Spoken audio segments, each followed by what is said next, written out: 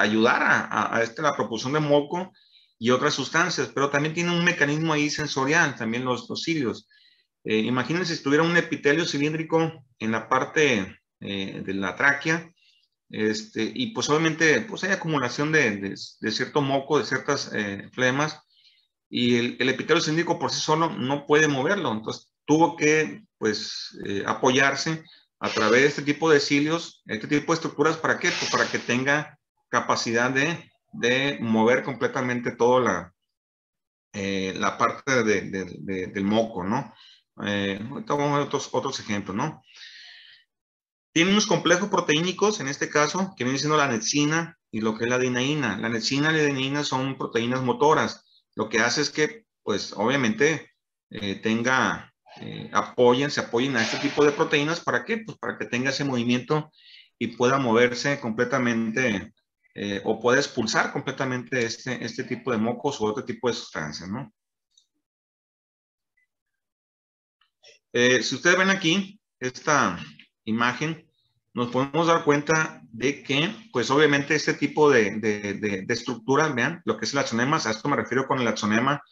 Si veamos el corte de lo que es un cilio como tal, nos vamos a encontrar con esto, con el corte del cilio. Y a esto me refiero con la organización de 9+2, a eso se llama axonema. A todo este cuerpo se le llama axonema, y el axonema es una organización de 9+2. ¿A qué se refiere? Pues si ustedes se dan cuenta, pues tiene nueve pares de microtúbulos, ¿sí? Formando lo que es el cilio. Ahí están. Si ustedes lo cuentan, son 9 pares. Y 2 en la parte central. A eso se refiere 9+2. Es característico de los cilios este tipo de organización, ¿sí? De este tipo de axonema, ¿no?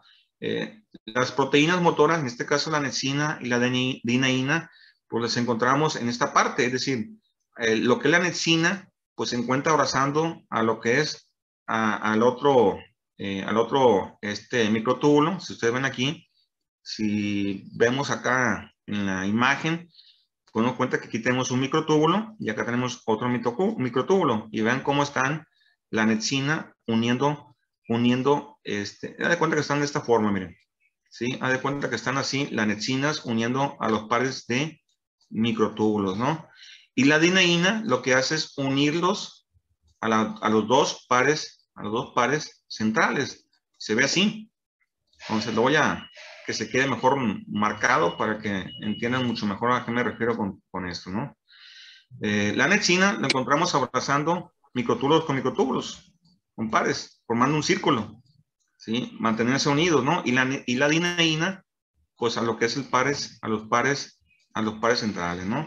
Así se ve, así se asocia, ¿no? Por eso, en esta forma, vean cómo se ven, ¿sí? Como si fueran rayos de rueda, ¿no? En ese sentido, ¿no?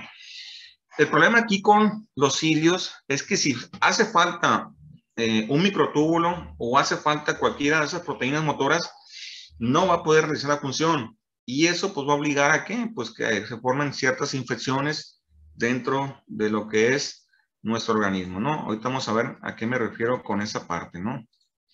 Voy a borrar, ¿no? Si usted ve aquí esta imagen, pues es un epitelio cilíndrico, pseudoestratificado. Y bueno, estas que ven aquí son los cilios, ¿no? Los cilios son mucho más grandes que las microvellosidades. No tanto, pero no mucho, pero sí están un poquito más grandes. Y bueno, estos tienen movimiento. De hecho, el movimiento que tienen este tipo de cilios es en forma de látigo. Es decir, se van hacia adelante, se regresan hacia los lados, hacia atrás y ¡pum! Dan el manotazo, ¿no? Es un movimiento de látigo, ¿sí?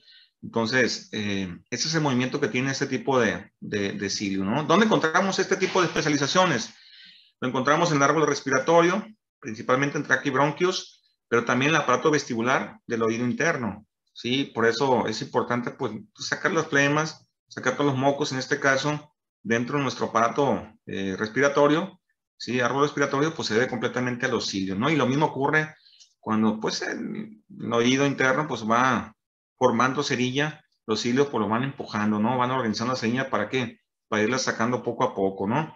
Entonces, también tiene un mecanismo ahí de señal, los cilios, en el cual, pues, también un mecanismo sensitivo, pues, en el cual, pues, tiene que ver también con la cerilla. Cuando hay acumulación de cerillas y que se va a formar una pequeña piedra o roca, de cerilla, pues te va a provocar dolor, infección, ¿no? Y por lo tanto, pues te va a indicar, te va a dar un dolorcito de oído, ¿no? Y eso también tiene que ver con los cilios, ¿no?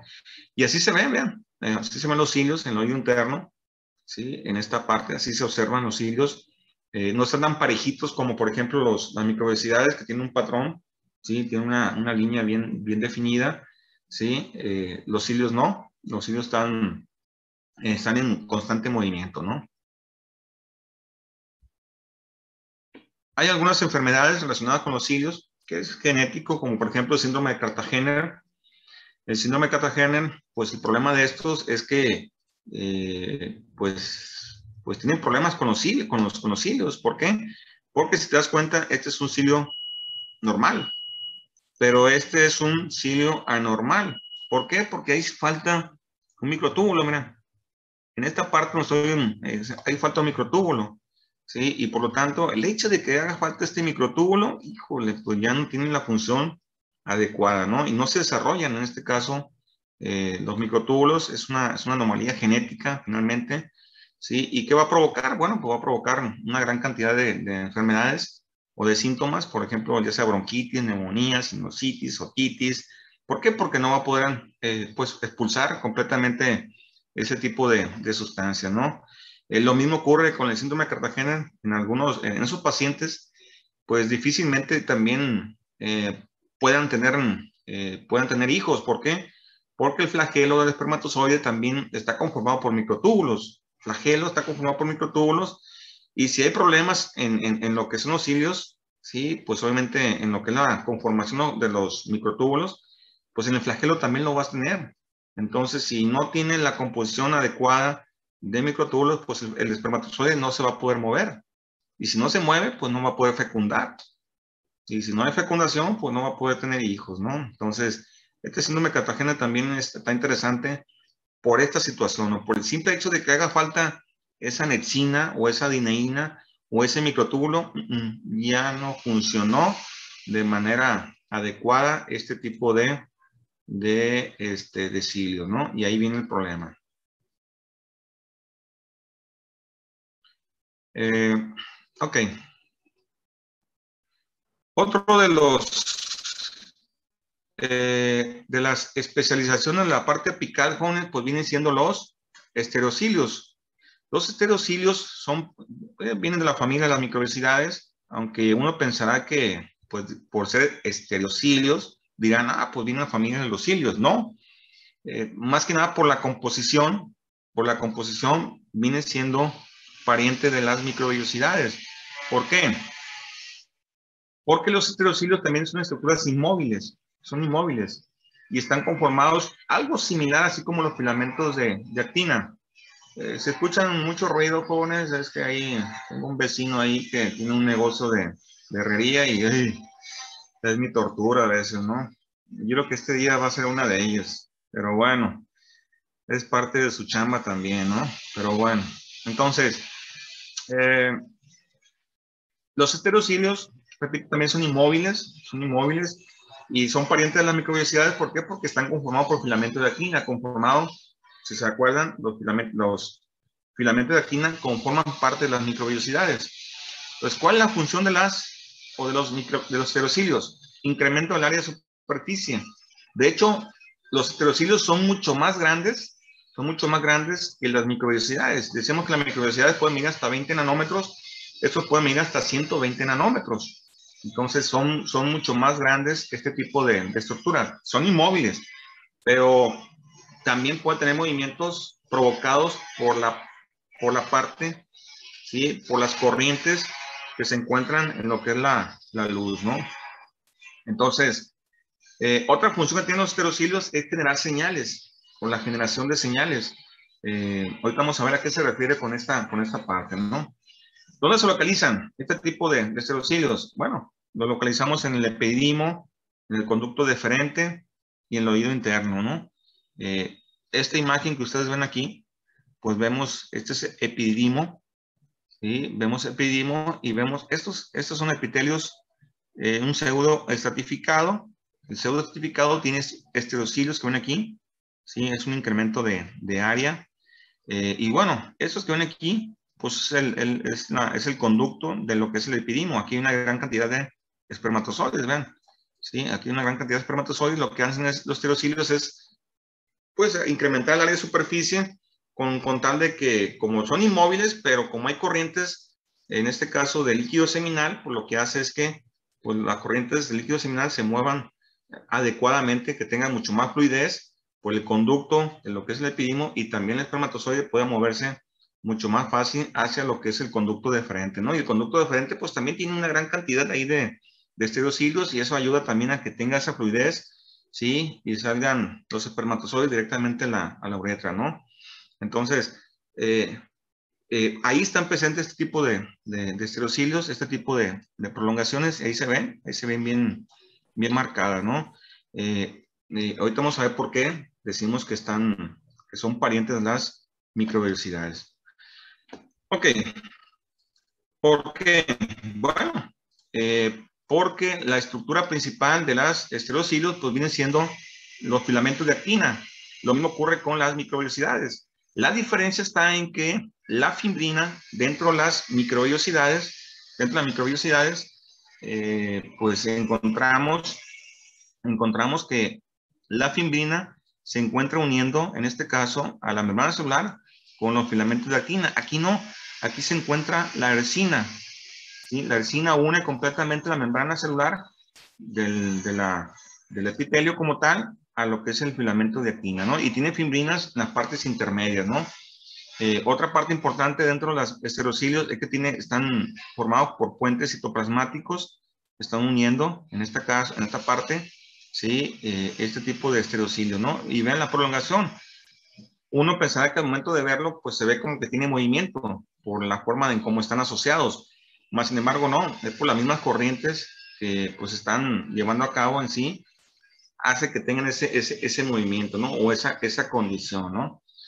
Otra diferencia con la microvellosidad es que no tienen villina, comparada con la microvellosidad que tienen villinas. Por eso estas estereocilios son mucho más grandes, porque la villina en las microvellosidades pues delimita la medida de lo que son las microvellosidades, por eso es parejita, ¿sí? En este caso no, en este caso es un poquito más grande porque no tiene villina, ¿no? Pero bueno, esta es la diferencia entre lo que es pues, las microvellosidades con los estereocilios, ¿no? Sí, por eso es que son parecidos a las microvellosidades, ¿no? Los estereocilios. Y bueno, eso tiene que ver con la parte apical, ¿no? Llámese microvellosidades, llámese estereocilios y llámese cilios, ¿no? ¿Qué sigue? Bueno, pues vamos a la parte lateral o la parte vasolateral. ¿A qué se refiere? Bueno, pues si decimos que los epitelios están unidos entre sí, si ustedes ven aquí vemos, pues lo voy a marcar para que lo vean mejor, ¿sí? Imagínense que este es un epitelio cilíndrico, ahí se ve la membrana, lo rojo, ¿sí? Este es un epitelio cilíndrico y aquí está su núcleo, ¿sí? Lo que te voy a reinar. Obviamente aquí tenemos otro epitelio cilíndrico, porque decimos que son células muy cercanas entre sí, ¿sí? Que no hay sustancias intracelular que las separen. Entonces, cuando hablamos de el dominio vasolateral, pues hay que ver cómo están unidas células, ¿sí? Con células. ¿Qué es lo que hace que se mantengan completamente unidas? Entonces, hay que hablar de esa parte, ¿no? Por eso a eso se refiere el dominio vasolateral, se refiere a la parte basal y a la parte lateral. Cuando hablamos de la parte basal, nos referimos a esta zona, ¿sí? ¿Cómo están unidos? ¿Sí? ¿Cómo están unidos el epitelio con la lámina basal? Y esta misma lámina basal está unido a lo que es el tejido conectivo, ¿no? Entonces hay que ver a qué se refiere con todo esto, con toda esta parte de lo que son el dominio vasolateral. Me voy despacito para que no enredarlo, ¿no? Porque aquí viene algo interesante, ¿no? Ok. Si ustedes ven aquí esta pues, imagen, este esquema, podemos darnos cuenta de que hay una gran cantidad. Pues, podemos ver que tenemos tres células. Aquí, ven, esta es una, aquí está otra, ¿sí? Y obviamente aquí tenemos otra célula. ¿Sí? Entonces, vean cómo tiene estas uniones, estos complejos de unión, ¿sí? Cómo están unidos y cómo están manteniendo unidos células con células, ¿sí? Lo mismo ocurre en la parte basal. Vean cómo estas uniones unen, ¿sí? A la lámina basal. Entonces, cuando hablamos de especialización de la membrana lateral, pues nos encontramos con complejos de unión, que vienen siendo uniones de oclusión, oclusores unulares. Tenemos uniones de anclaje, que son dos tipos, son las adherentes y desmosomas. Y dentro también de la parte lateral, encontramos estas cositas verdes que ven aquí, ¿sí? Son uniones comunicantes, o que también le llaman uniones de intersticio, ¿sí? Que es lo que sirve nada más que nada es comunicar célula con célula, ¿no? Entonces, cuando hablamos de uniones de oclusión, pues nada más tenemos uno, lo que son los oclusores unulares. Y cuando hablamos de uniones de anclaje, pues tenemos dos, las zonas adherentes y lo que son los desmosomas, ¿no? Entonces, vamos hablando a qué se refiere con cada uno de ellos, jóvenes, porque aquí viene lo bueno, ¿no? Para poder entender cómo se mantienen unidos, ¿no? Ahí está, miren, aquí tenemos los oclusores unulares. Los oclusores unulares siempre van a estar en la parte más apical de lo que es la célula, más apical, ¿sí? Las zonas adherentes, pues se van a encontrar un poquito más abajito que los uniones oclusivas, ¿no? Los desmosomas, ¿sí? Vean, lo vamos a encontrar por todo también, por todo lo que es el borde lateral de la membrana, vaya la redundancia, lateral de la célula, ¿no?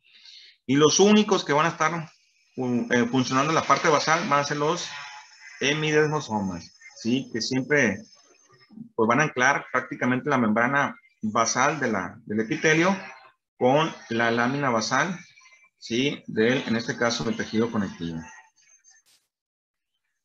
Entonces, vámonos parte por ciclos ahí, parte por parte, paso a pasito, para ir entendiendo un poquito más sobre esto, ¿no?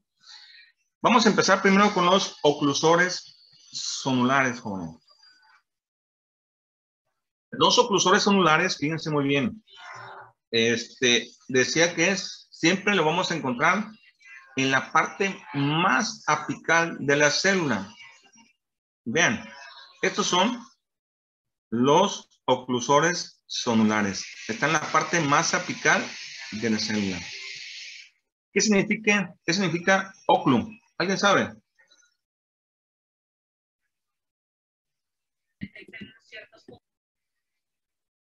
¿Alguien sabe qué significa oclum? ¿No? Oclum significa cerrar, sellar, ¿sí? Es lo que significa oclum. Por eso se encuentra en la parte más apical de lo que es la célula. ¿Por qué? Porque, haz de cuenta, si ven mis dedos, ¿sí? Tenemos la membrana lateral. Este dedo significa la membrana lateral de una célula. Mi otro dedo significa la otra parte lateral de otra célula. Tiene que estar, el oclusor siempre va a estar en la parte más apical. ¿Por qué? Porque lo que va a hacer es sellar completamente lo que es el paso. ¿Sí? ¿Por qué? Porque acuérdense que yo les decía que todo lo que entra o sale del epitelio tiene que atravesar al menos por una capa de epitelio. Todas las sustancias que entran o salen tienen que pasar por una capa de epitelio. Entonces, todo lo que entra tiene que pasar por la membrana del epitelio. Si no existiera este oclusor zonular, ¿qué va a pasar? Bueno, hubiera un mínimo espacio entre las membranas laterales y muchas sustancias pasarían por aquí, ¿sí? Y no está regulado. Por lo tanto, por eso el oclusor zonular siempre está en la parte más apical, siempre sellando el paso de esas sustancias, ¿no? De ciertas sustancias. Por eso los oclusores zonulares, ¿qué es lo que dicen? Bueno, forman una banda por toda la banda continua en todo el borde lateral de lo que es las células epiteliales, sellando completamente todo el paso, joven, cerrando, ¿sí? El aspecto de esta zona, pues resulta de la existencia de múltiples puntos de contacto entre la lámina externa densa de las membranas celulares. Estos puntos de contacto, fíjense muy bien, interaccionan o resultan por la interacción de un tipo especial de proteínas llamadas claudinas y ocludinas. Obviamente la más importante vienen siendo las ocludinas, de ahí el porqué oclusores zonulares. pero también tiene caderinas y algunas otras proteínas, como por ejemplo la ZO1, ZO2 y ZO3, ¿no? Dirán ustedes, bueno, ¿y para qué nos sirven la ZO2, Z1 o ZO3, ¿no? Ahorita vamos a ver a qué nos referimos, ¿no? Entonces, aquí vemos, pues, una gran cantidad de epitelios cilíndricos. Aquí vemos la parte apical, tiene unas microvellosidades, y aquí tenemos los oclusores ulnares. Todo lo que entra tiene que atravesar por el epitelio. No importa que abajo esté un poquito separado, ¿sí? Que haya un espacio intercelular, pero lo importante es lo que ya entra por aquí, y no importa si ya sale por acá, porque finalmente ya pasó por una capa de epitelio, por una membrana, en este caso de epitelio. Entonces, ¿cuál es la función de los oclusores zonulares? Bueno, la función de los oclusores zonulares es impedir, fíjense muy bien, el movimiento de proteínas de membrana, y actúan para prevenir el movimiento intercelular de moléculas hidrosolubles. ¿A qué se refiere? Bueno, lo que pasa es que en esta zona, que es pues obviamente la luz, pues hay muchas corrientes, hay muchas moléculas, muchas sustancias, y pues todas esas sustancias quieren atravesar hacia lo que es el tejido conectivo, hacia nuestro cuerpo, ¿no? Por eso los oclusores zonulares están siempre en la parte apical, porque no queremos que entren ciertas sustancias. Hay dos vías, lo que es la vía transcelular, que es la vía en la cual pueden pasar ciertas sustancias, ¿sí? Y hay otra vía que es vía paracelular, es decir, de un lado, ¿no? Lo que pasa es que las claudinas se han demostrado que tienen un canal acuoso, ¿sí? En la cual pues, pueden atravesar ciertas moléculas de agua a través de esta zona, ¿no? Las zonas ocluden. Pero todo lo demás tiene que atravesar por esta vía, por lo que es el epitelio como tal, ¿no? Si vemos aquí esta imagen, pues también nos podemos dar cuenta de cómo está. Miren, ven, aquí este es un oclusor zonular, este es el oclusor y está en la parte más apical. ¿Qué es lo que pasa? Hay algunas bacterias que atacan a estos oclusores zonulares. Y cuando me refiero a bacterias, por ejemplo, la Clostridium, pues ataca esa zona y lo que hace, pues desprende lo que es esa unión, lo que es el oclusor zonular. ¿Qué ocurre con eso? Les voy a dar un ejemplo muy sencillo y lo van a entender así de manera rápida. Cuando pasamos por un negocio de comida, ya sea una taquería de carne asada, lo primero que le llama la atención, pues es el olorcito, ¿no?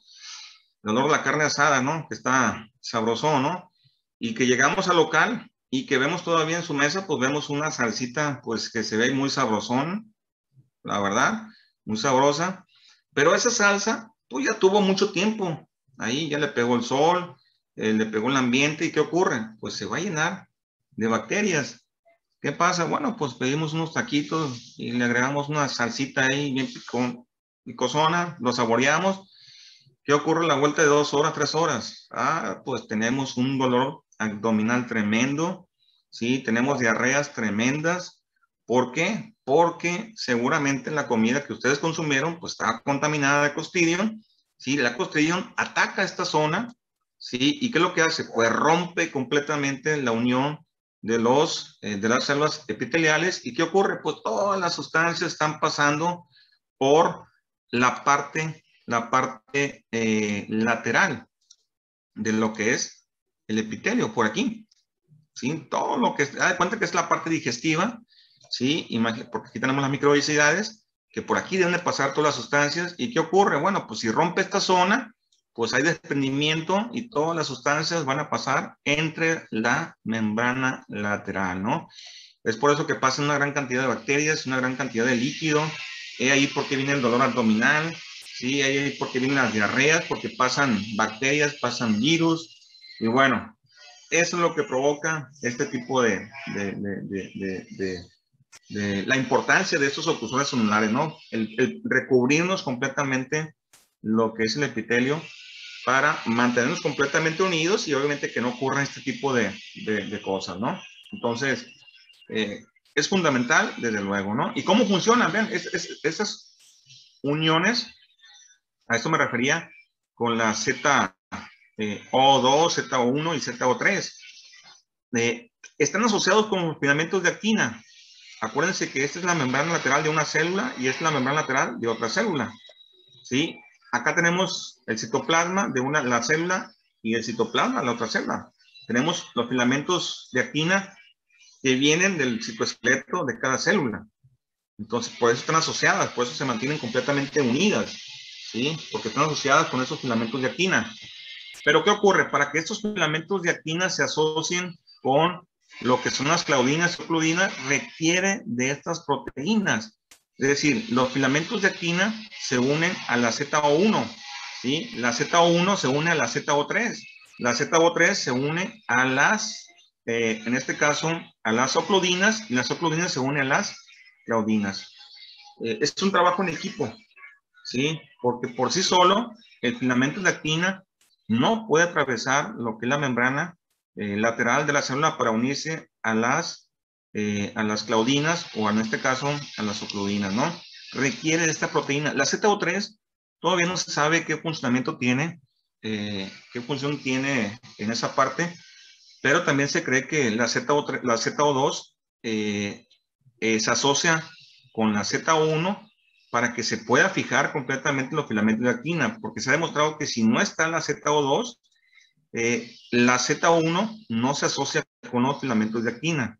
Entonces, estos dos tienen un complemento importante, ¿para qué? Para que se una la ZO3, ¿no? Y la ZO3 se une completamente a las, pues, ocludinas, y las ocludinas se unen a las claudinas, ¿no? Es un trabajo, repito, en equipo, en el cual, pues, todos tienen que trabajar en conjunto para poder mantener esa unión, ¿no? Y no puedan atravesar las sustancias a través de la parte lateral, ¿no? Ok. ¿Vamos bien, jóvenes? Sí, no lo estoy enredando con tantas caderinas o cludinas, y bueno, ZO2, ZO1, ZO3. Entonces, para continuar con las zónulas adherentes, ¿sí? Que son otras uniones que se encuentran abajito de lo que son los oclusores zonulares, ¿sí? Las zonas adherentes se han demostrado que sirven de apoyo también para los oclusores zonulares. Por eso también las zonas adherentes se asocian también a la red de filamentos de actina dentro de la célula. Por eso dice que son uniones semejantes a un cinturón que ayuda a unir entre sí células contiguas, es decir, está uniendo células contiguas entre sí. ¿Cuáles son los componentes de unión dentro de las zonas adherentes? Bueno, pues tenemos las caderinas, tenemos filamentos de actina, y tenemos también vinculina y actinina alfa, ¿no? Y también tienen catenina, ¿no? Que ahorita vamos a ver todos esos elementos, ¿no?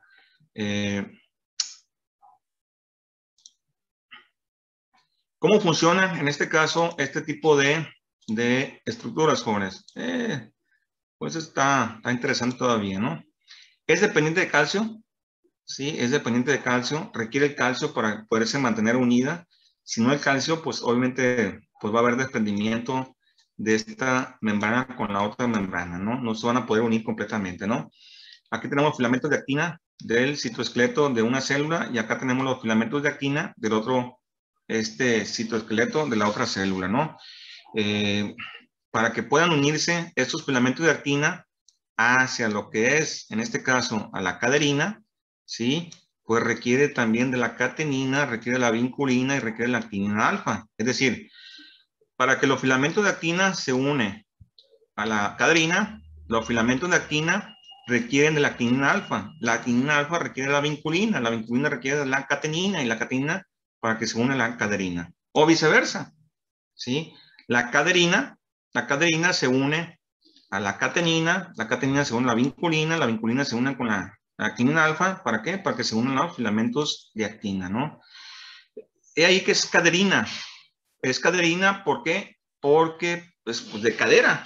Por eso se asemeja a un cinturón. Está abarcando toda la membrana lateral de una célula, ¿no? Entonces, por eso es importante este tipo de moléculas, en este caso de calcio. Es dependiente de calcio este tipo de estructuras, ¿no? Es así como funciona. Y está un poquito más abajo, ¿no? Ok. ¿Preguntas al momento, jóvenes? ¿Dudas? ¿Algún comentario que quieran hacer?